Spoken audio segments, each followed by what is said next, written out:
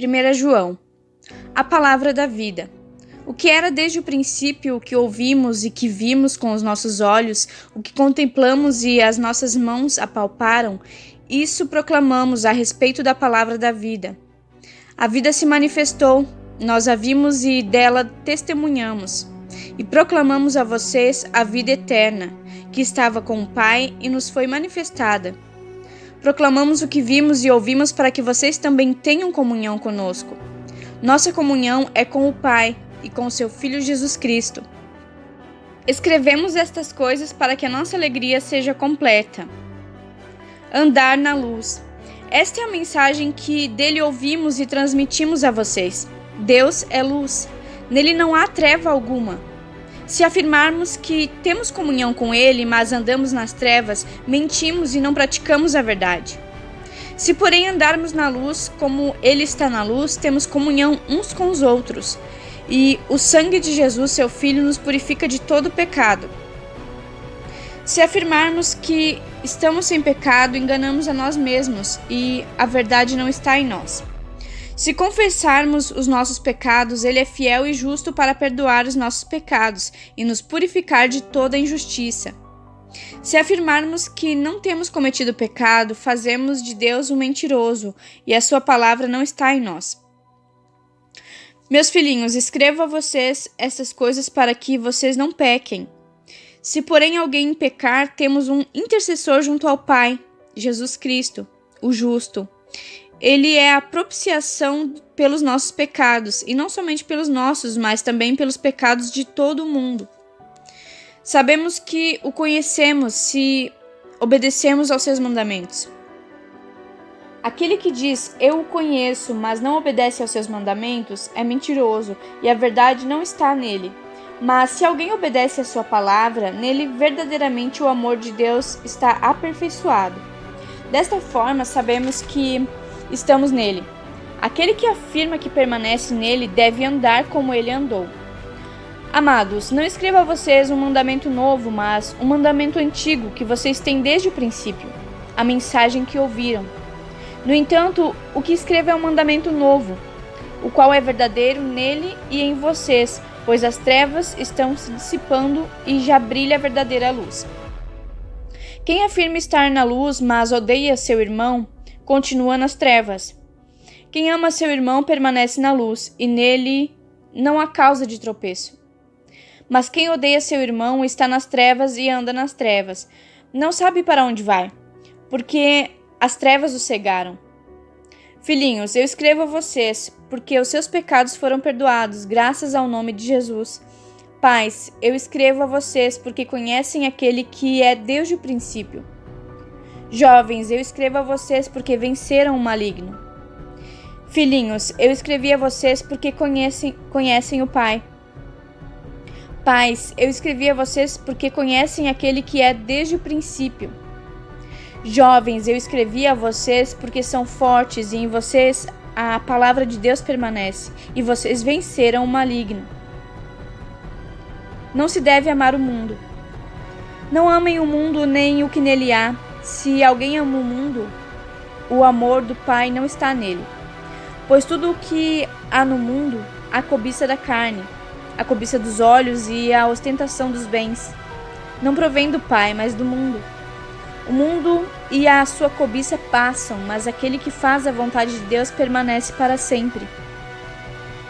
Advertência contra os anticristos. Filhinhos, esta é a última hora, e assim como vocês ouviram que o anticristo está vindo, já agora muitos anticristos têm surgido. Por isso sabemos que esta é a última hora. Eles saíram do nosso meio, mas na realidade não eram dos nossos, pois se fossem dos nossos, teriam permanecido conosco. O fato de terem saído mostra que nenhum deles era dos nossos. Mas vocês têm uma unção que procede do Santo, e todos vocês têm conhecimento. Não escrevo a vocês porque não conhecem a verdade, mas porque a conhecem e porque nenhuma mentira procede da verdade. Quem é o mentiroso senão aquele que nega que Jesus é o Cristo? Este é o anticristo, aquele que nega o Pai e o Filho. Todo o que nega o Filho também não tem o Pai. Quem confessa publicamente o Filho tem também o Pai. Quanto a vocês, cuidem para que aquilo que ouviram desde o princípio permaneça em vocês. Se o que ouviram desde o princípio permanecer em vocês, vocês também permanecerão no Filho e no Pai. E esta é a promessa que ele nos fez, a vida eterna. Escreva essas coisas a respeito daqueles que os querem enganar. Quanto a vocês, a unção que receberam dele permanece em vocês, e não precisam que alguém os ensine, mas como a unção dele recebida, que é verdadeira e não falsa, os ensina acerca de todas as coisas. Permaneçam nele como ele os ensinou. Os filhos de Deus. Filhinhos, agora permaneçam nele para que, quando ele se manifestar, tenham confiança e não sejam envergonhados diante dele na sua vinda. Se vocês sabem que ele é justo, saibam também que todo aquele que pratica a justiça é nascido dele. Vejam como é grande o amor que o Pai nos concedeu. Sermos chamados filhos de Deus, o que de fato somos. Por isso o mundo não nos conhece, porque não o conheceu. Amados, agora somos filhos de Deus e ainda não se manifestou o que havemos de ser. Mas sabemos que quando ele se manifestar, seremos semelhantes a ele, pois o veremos como ele é. Todo aquele que nele tem essa esperança purifica-se a si mesmo, assim como ele é puro. Todo aquele que pratica o pecado transgride a lei. De fato, o pecado é a transgressão da lei. Vocês sabem que ele se manifestou para tirar os nossos pecados, e nele não há pecado. Todo aquele que nele permanece não está no pecado. Todo aquele que está no pecado não o viu, nem o conheceu. Filhinhos, não deixem que ninguém os engane. Aquele que pratica a justiça é justo, assim como ele é justo. Aquele que pratica o pecado é do diabo, porque o diabo vem pecando desde o princípio. Para isso o Filho de Deus se manifestou, para destruir as obras do diabo. Todo aquele que é nascido de Deus não pratica o pecado, porque a semente de Deus permanece nele. Ele não pode estar no pecado, porque é nascido de Deus. Desta forma sabemos que são os filhos de Deus e quem são os filhos do diabo. Quem não pratica a justiça não procede de Deus, tampouco quem não ama o seu irmão. O amor fraternal. Esta é a mensagem que vocês ouviram desde o princípio, que nos amemos uns aos outros, não sejamos como Caim, que pertencia ao maligno e matou seu irmão. E por que o matou? Porque suas obras eram más e as de seu irmão eram justas. Meus irmãos, não se admirem se o mundo os odeia. Sabemos que já passamos da morte para a vida, porque amamos nossos irmãos. Quem não ama permanece na morte. Quem odeia seu irmão é assassino, e vocês sabem que nenhum assassino tem a vida eterna em si mesmo. Nisto conhecemos o que é o amor. Jesus Cristo deu a sua vida por nós, e devemos dar a nossa vida por nossos irmãos. Se alguém tiver recursos materiais e, vendo seu irmão em necessidade, não se compadecer dele, como pode permanecer nele o amor de Deus? Filhinhos, não amemos de palavra nem de boca, mas em ação e em verdade. Assim saberemos que somos da verdade e tranquilizaremos o nosso coração diante dele, quando o nosso coração nos condenar. Porque Deus é maior do que o nosso coração e sabe todas as coisas. Amados, se o nosso coração não nos condenar, temos confiança diante de Deus e recebemos dele tudo o que pedimos, porque obedecemos aos seus mandamentos e fazemos o que lhe agrada. E este é o seu mandamento, que creiam no nome de seu Filho Jesus Cristo, e que nos amemos uns aos outros, como ele nos ordenou. Os que obedecem aos seus mandamentos nele permanecem e ele neles.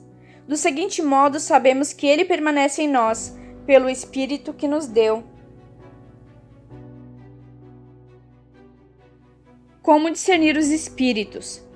Amados, não creiam em qualquer espírito, mas examinem os espíritos para ver se eles procedem de Deus, porque muitos falsos profetas têm saído pelo mundo.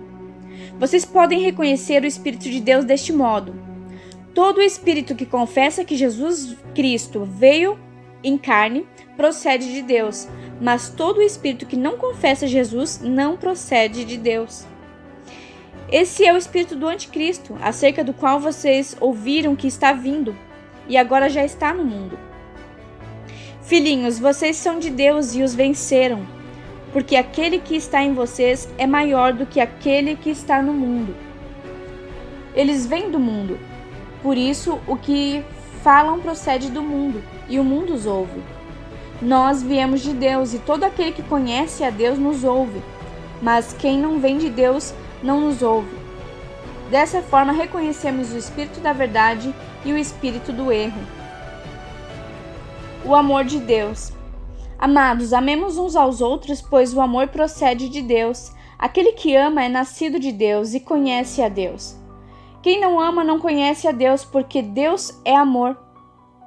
Foi assim que Deus manifestou o seu amor entre nós, enviou o seu Filho unigênito ao mundo, para que pudéssemos viver por meio dele. Nisso consiste o amor.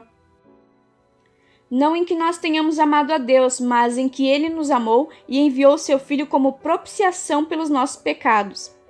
Amados, visto que Deus assim nos amou, nós também devemos amar uns aos outros. Ninguém jamais viu a Deus.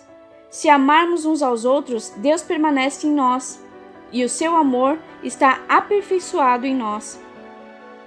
Sabemos que permanecemos nele e ele em nós, porque ele nos deu do seu Espírito, e vimos e testemunhamos que o Pai enviou seu Filho para ser o Salvador do mundo.